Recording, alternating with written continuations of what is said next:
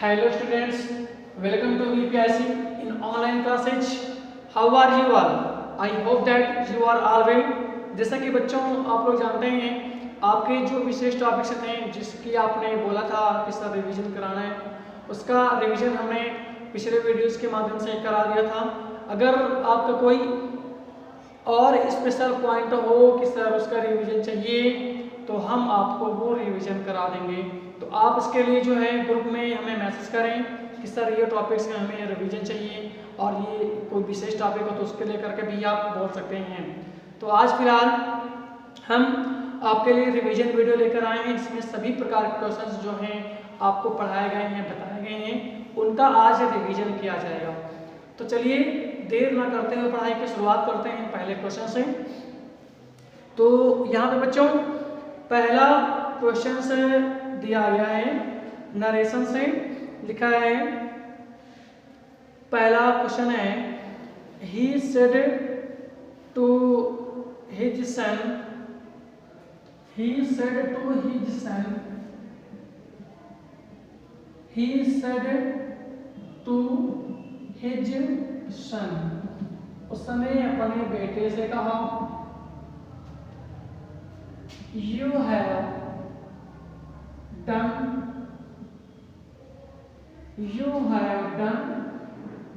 well।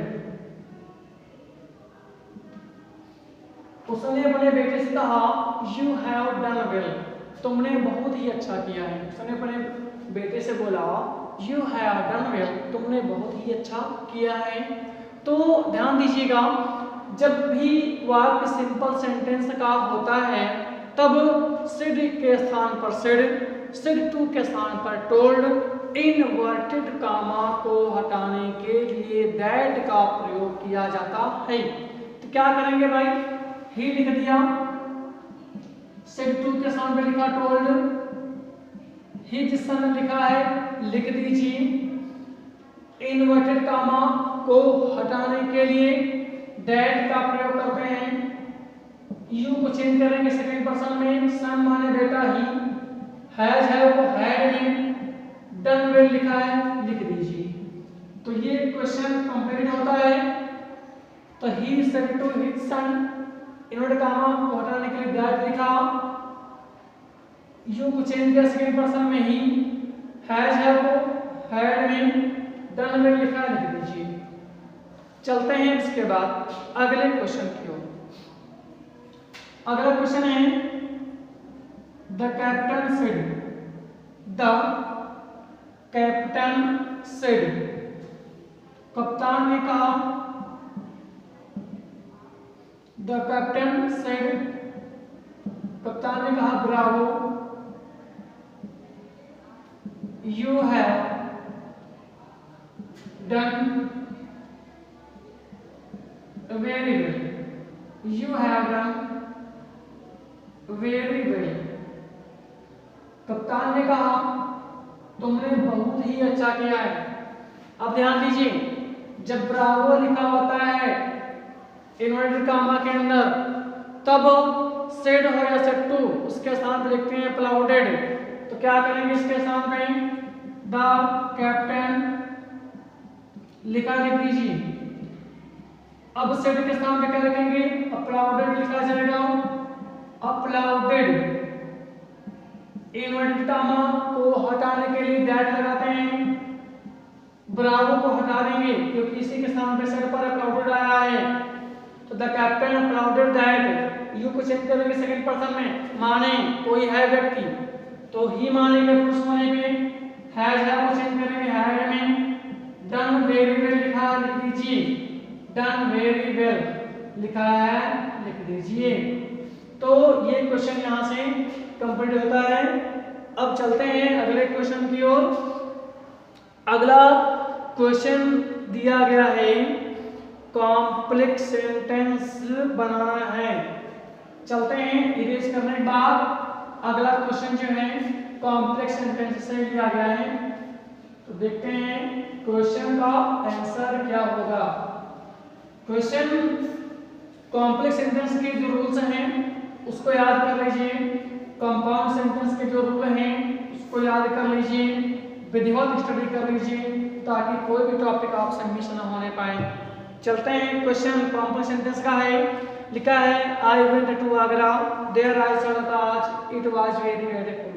तीन ऑप्शन है, I went to Agra, I went to Agra, मैं आगरा गया। फिर आगे लिखा there I saw the Taj, there I saw the Taj, वहां मैंने ताज देखा। It,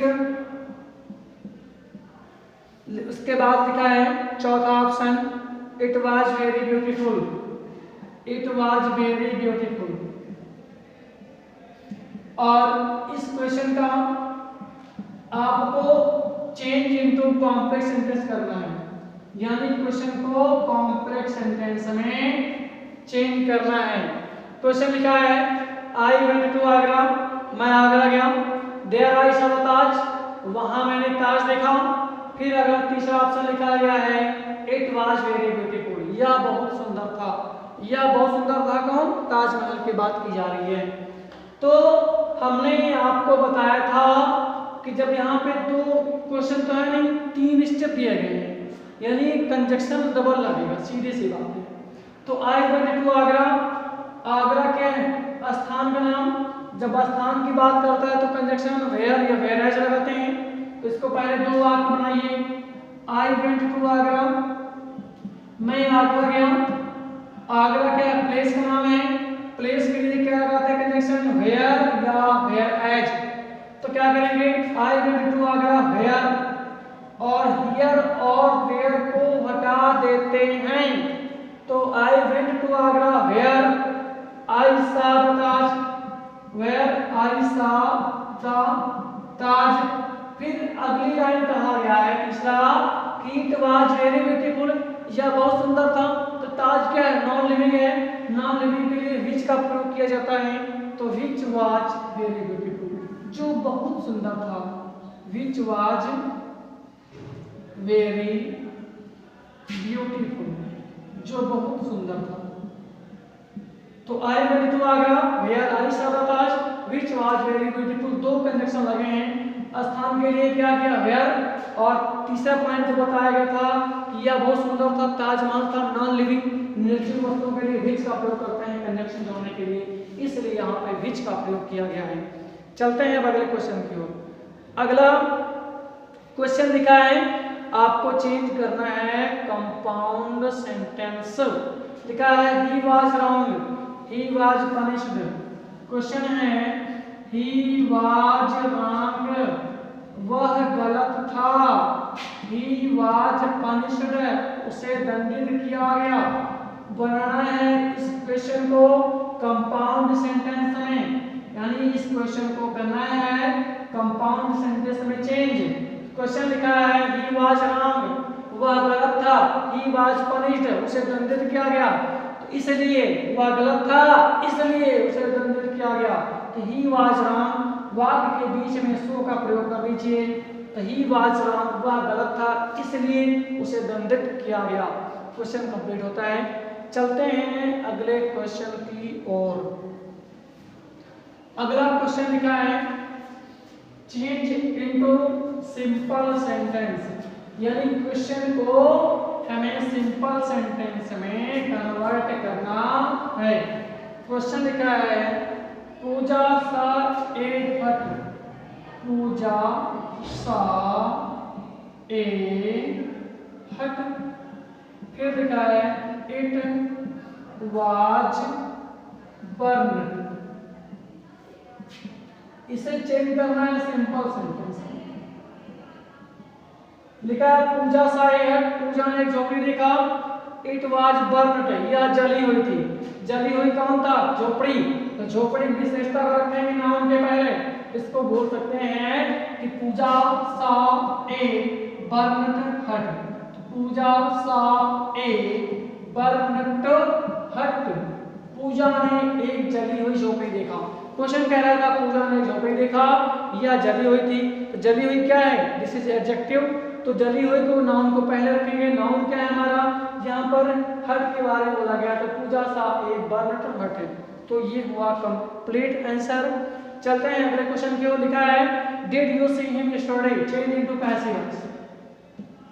did you see him yesterday, see him yesterday,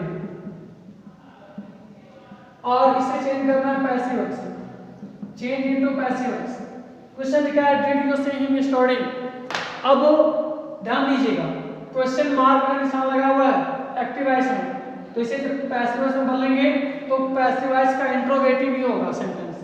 तो did you see him yesterday, did का प्रयोग पास्ट इंडेफिनिट टेंस में किया जाता है, सिंपल सी बात। तो हिम को लाओगे शुरू में ही बनेगा और ही के साथ क्या लगेगा, डिड को हटाएंगे तो वाज पर, तो ही के साथ क्या लिखेंगे वाज, तो लिखेंगे वाज ही। थर्ड फॉर्म सी का सीन होगा। अब क्या करेंगे बाई, यू का ऑब्जेक्टिव केस होगा यू, यस्टरडे जहां लिखा है लिख दीजिए, क्वेश्चन मार्क का चिन्ह लगा दीजिए, आंसर कंप्लीट हो गया। तो हिम को लाया शुरू में ही, डिड को हटाएंगे तो वाज पर, ही के साथ वाज शुरू में रहेगा, सी का थर्ड फॉर्म सीन, बाई लिखेंगे, यू का ऑब्जेक्टिव केस यू होगा, यस्टरडे जहां लिखा है वही लिख दीजिए, क्वेश्चन मार्क का निशान लगा दीजिए, आंसर कंप्लीट हो गया आपका। चलते हैं अगला क्वेश्चन है करेक्ट द सेंटेंस करना है, यानी क्वेश्चन गलत लिखा है और उसे सही करना है। लिखा है one must do his duty, और इसे करेक्ट करना है। फिर एक और क्वेश्चन लिखा है Mohan is a माइजर man, question 4 है Mohan is a माइजर man, Mohan एक कंजूस आदमी है, इसको करना है। तो ध्यान दीजिए वन से शुरू है, यानी सब्जेक्ट के अनुसार उसका पजेसिव केस लिखा जाता है, तो हिज पजेसिव केस है जो कि ही का होता है पजेसिव केस, तो वन का क्या हो जाएगा यहाँ पे वंस हो जाएगा, इसके स्थान पे लिखेंगे वंस, ठीक है, ये सही होगा। Mohan is a माइजर man, Mohan is a माइजर होगा, मैन हटा दिया जाएगा, ठीक है, ये खत्म हुआ क्वेश्चन, सही आंसर में मैन हट जाएगा यहाँ से। अगला क्वेश्चन है और आपको इसको देना है सिनोनिम्स, यानी पर्यायवाची बताना है। चलते हैं अगले क्वेश्चन की ओर इरेज करने के बाद। क्वेश्चन है सिनोनिम्स, एंटोनिम्स, वर्बस एंड होमोफॉर्म्स। ये वोकैब्स की टर्म में है, वोकैब्स के अंतर्गत आएंगे जो कि नहीं हल करना है। तो चलिए शुरुआत करते हैं क्वेश्चन की।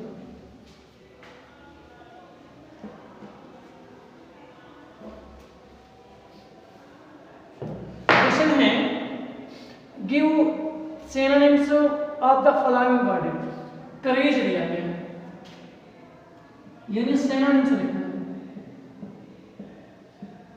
सिनोनिम्स है करेज का, फिर है लीगल का, फिर है नेग्लिजेंट। ये 3 मीनिंग है और इनका जो है आपको सिनोनिम से लिखना है, पर्यायवाची लिखना है। करेज में साहस होता है, ब्रेव, बहादुर, बोल्ड, बहादुर, ठीक है, ये होंगे। लीगल का होता है वैलिड, ठीक है, वैधानिक होगा। नेग्लिजेंट होगा लापरवाह, केयरलेस, लेजी।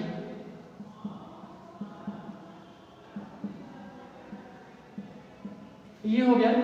अगला क्वेश्चन दिया गया है कि एंटोनिम्स देना है और हल भी करना है क्वेश्चन को। तो एंटोनिम्स दिया गया है अगला टॉपिक, एंटोनिम्स है क्वेश्चन में। पहला दिया गया है माउथ, फिर है डीप, फिर दिया गया है, फिर अगला क्वेश्चन दिया गया है हम्बल। ये 3 क्वेश्चन हैं और इनका आपको एंटोनिम्स बताना है, माउर्न का, डीप का और हम्बल का। माउर्न माने तो होता है प्लीजर हो जाएगा अपोजिट में, डीप माने गहरा तो सैलो हो जाएगा, SHALLOW। हम्बल माने विनम्र होता है, विनम्र का रीड हो जाएगा हॉटी, असिस्ट बोलते हैं, ठीक है। तो ये तीनों क्वेश्चन हल हुए। फिर अगला क्वेश्चन दिया गया है और आपको इसे हल करना है। तो इसको इरेज करने के बाद आते हैं अगले क्वेश्चन की ओर। अगला क्वेश्चन होमोफोन्स से दिया गया है और इसका होमोफोन्स करना है।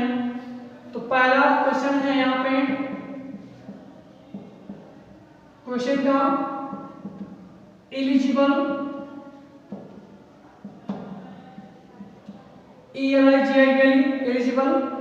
फिर अगला है इलिजिबल, ILLEGIBLE।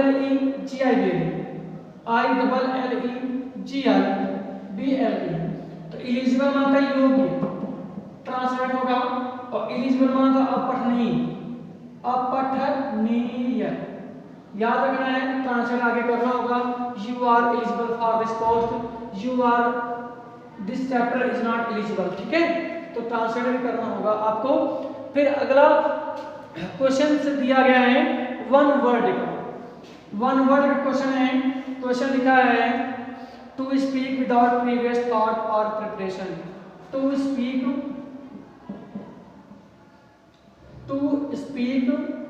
Without previous